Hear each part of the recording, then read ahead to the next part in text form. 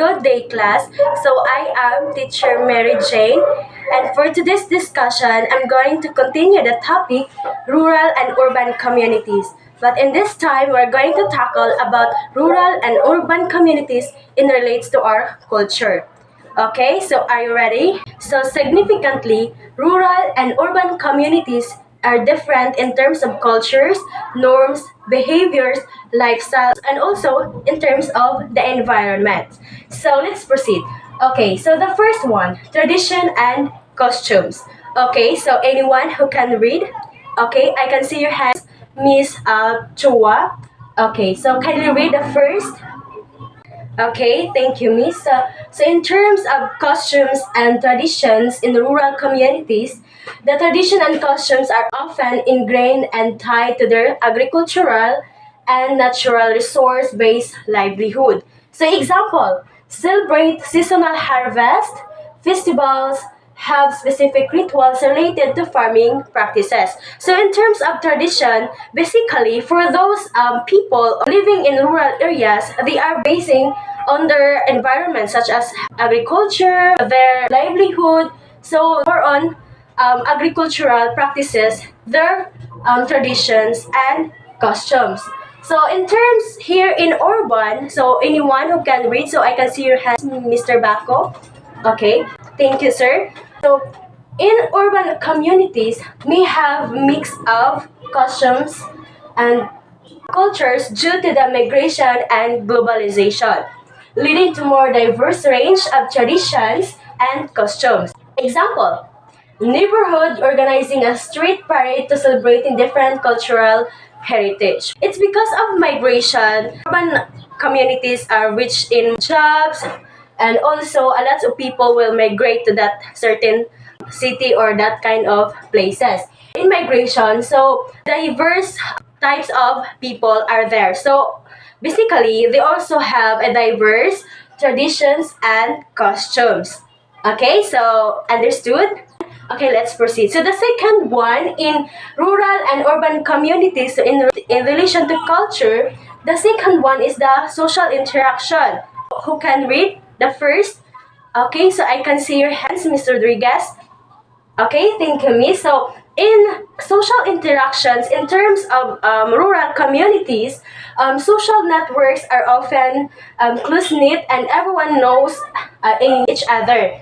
This creates stronger sense of community and reliance on each other for support and assistance. Example, regularly gather for community potlucks, help each other with chores born raising. Another example is in rural communities. Another example is we know each other if we are living in rural communities. Why? So I'm living here and my neighbor and also another neighbor. So we know each other because in the rural community there's such a they're close to each other. Unlike the urban communities, which is diverse types of people. Maybe in rural communities, they are relatives, related to blood. Also, they know each other. So in their social interactions, they can communicate their neighbor and also such example of this a regular community potluck. So they know each other. So in terms of urban communities in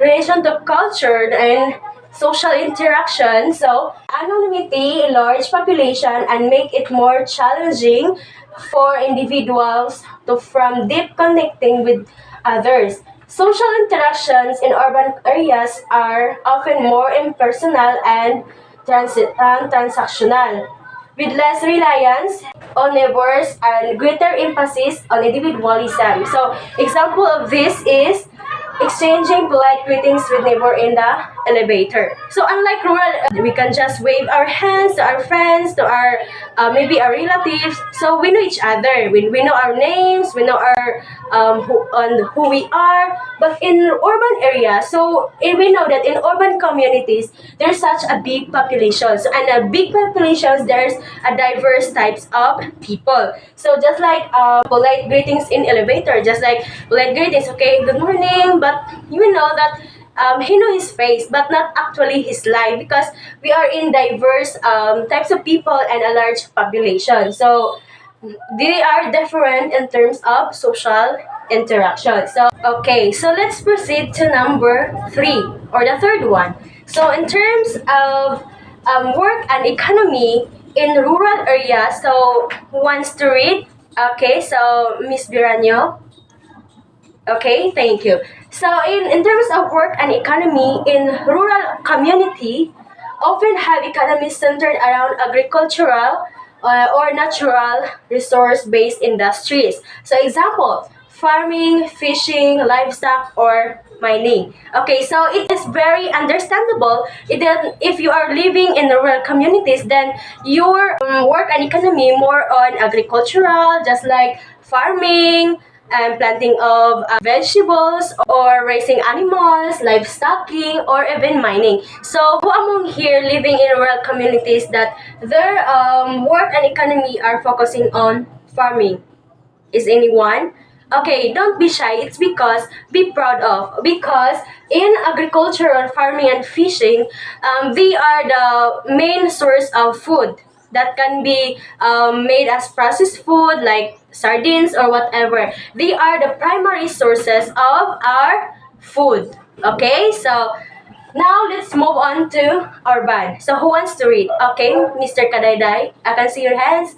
Okay, so in urban communities, thank you, sir, have more diversified range of jobs with focus on industries such as finance, technology, and healthcare and education.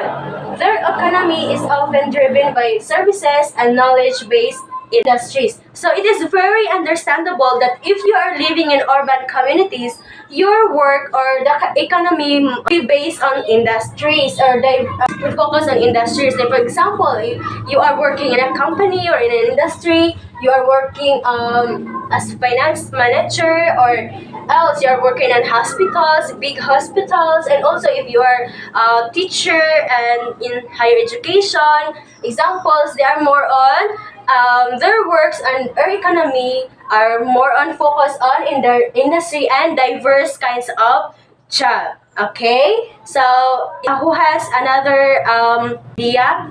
Okay, that's good. That's great idea. Thank you. Thank you. Okay, so let's move on to access to resource and services. So, in terms of rural communities, may face challenges in accessing basic resources and services due to their remote locations. This can include limited access to healthcare and facilities, educational institutions, and transportations and infrastructure. So basically, if you're living in rural communities, so access to healthcare is very challenging. So who among here experienced these challenges? Okay, that due to the reasons that you are far from the city and you don't have enough access to healthcare and also in education. So have you imagined or observed those people living in the rural communities that they are more on high school graduate? It's because they are living on remote locations. And also in terms of healthcare, so we can have the barangay health center. Basically, there are more on vitamins and another, like for example those medicine, but not unlike here in urban that we have all the equipment, the related medicine or pharmacies, just something like that. So the medicine that is can treat that kind of illness. Okay, so let's in terms of transportation. So in the rural areas, we only have jeep or most of us doesn't have any kind of this transportation. Okay, so unlike here in urban. So let's proceed to in urban communities. So in urban communities, their access to resources and services typically have higher concentration of resources and services, making them more accessible to residents. This can include multiple hospitals and schools with a short distance providing a wide range of options for residents. So yes, that's true, because if you're living in urban, of course, there are a lot of hospitals, public and private. And also in terms of education, we can also have the big universities. It can be a public or private. So more on people in this living in this urbans, they are more accessible to these kinds of resources and services. So if you have a small sick, like for example headache, or if you have a fever, then you can then go to the hospital, then ask for a medicine or whatever that can treat your illness. And in terms of transportation, of course, if you are living in urban communities, you can have transportation like buses, taxi, and even MRT or LRT. So urban community. So that is the difference between our rural and urban communities. So in terms of leisure and entertainment, so in rural communities and in urban communities. So let's first discuss in rural communities. So anyone who can read? Okay, so Miss Tumale, okay. Okay, thank you. So who has an idea? Okay, I can see your hands.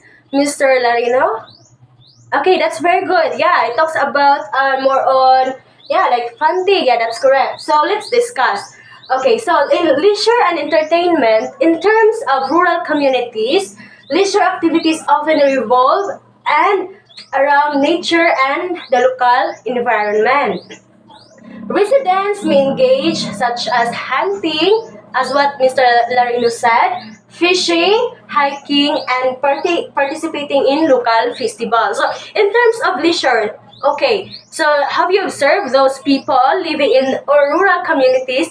If their leisure, have you observed that children? So during their leisure entertainment, they can play batulata, patentero, or hide and seek, like bahay kubo, bahay-bahayan. So that is an example of their leisure and entertainment. So hunting, fishing, there are the activities in rural communities. So aside from that, in rural communities, they are more on the nature.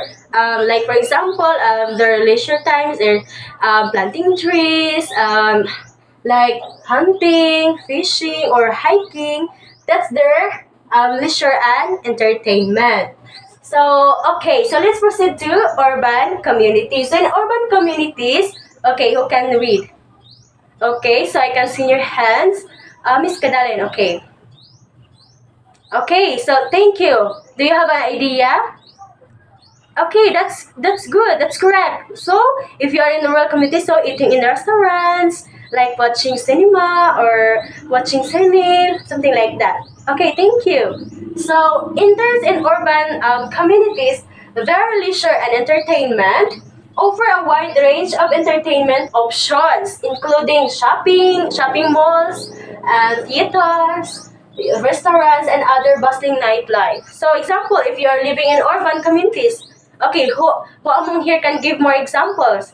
Okay, so yeah, that's an example. Okay, that's great. So, very good, very good. So, often a wide range of entertainment, just like during this leisure time or entertainment, if you're living in urban communities, you can have shopping in malls, also nightlife like bar and concert, something like that, no? Yes, that's great. That's very good, very good. So, let's proceed to number 6. Okay, so values and beliefs. So, anyone who can read? Okay, so let's read everyone. Okay, everyone. So, anyone who has an idea? Okay, Mr. Kabugnason, do you have an idea?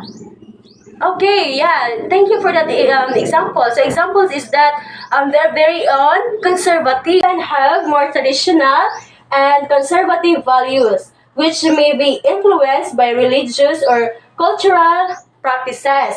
So these values are deeply rooted in their way of life and may shape their social norms and behavior. So as what Mr. Kabugnason said, so in terms of behavior, so people in rural communities are very, very conservative. So It may be influenced by practices, religious activities, such as, so example of that is your grandmother. Yeah, your grandmother don't want you to wear some sexy dress. They want you to dress. Time goes by, they are more on their religion, their tradition is preserved. So because they are very conservative. Okay, so in urban, okay, so anyone who wants to read? Okay, can you read everyone? Okay, so thank you. So tend to exhibit more progressive attitudes and beliefs influenced by exposure to diverse cultures, ideas, and lifestyle. This exposure leads to broader acceptance of different values and more open-minded approach. So, in terms of beliefs and values, we can say that urban is different to rural. So in urbans, we adopt the word aesthetic. So mostly rural communities that didn't know about that word, that aesthetic. Okay, so about their values and beliefs. So mostly they're very in terms of their values and beliefs. So we can say that rural communities, their children or the people living here is very respectful. Also elders. Okay, so did you understand, class? Okay. I'm not saying that urban people doesn't respect their elders, but mostly, basically, rural communities, the people living here is very, very respectful. Okay, so let's move on to education and knowledge. Okay, so who wants to read? Okay, so Miss Chua, can you read the first? Okay, thank you. So in education and knowledge, we have limited access to quality education, resulting in differences in knowledge and skill levels compared to urban communities. So in urban communities, typically have better educational infrastructure and opportunities, including access to universities, research institutions, libraries, and wider range of educational programs. So I'm giving you an example for this in rural communities. So mostly our grandparents or our parents, that's they didn't graduate in bigger universities. Unlike in urban, so they are graduated in different courses like engineering, teacher, and nursing, something like that. So in they are limited in access to education. In what reasons? Why? Because in if you are living in a community, so access to education, the infrastructure or the schools are more on only senior high, but they don't have the higher education, which is the college or the universities. However, in urban communities, we have an example of this. If you are living in cities, we have the private universities and public. And this can give people access to education. So in terms of knowledge, they have the difference. Why? Yes, it's because if you're living in urban, so if you are a college graduate and then you're living in rural, then you are a high school graduate. So in terms of knowledge, they differ. It's because in urban they offer a lot of courses and it can enhance your knowledge and especially your skills. So that is the difference between rural and urban community. So any questions about this? Okay, who can give another ideas? Okay, I can see your hands, Miss Chua. Okay, that's good. That's correct. Okay, so okay, class. Did you understand our discussion for today?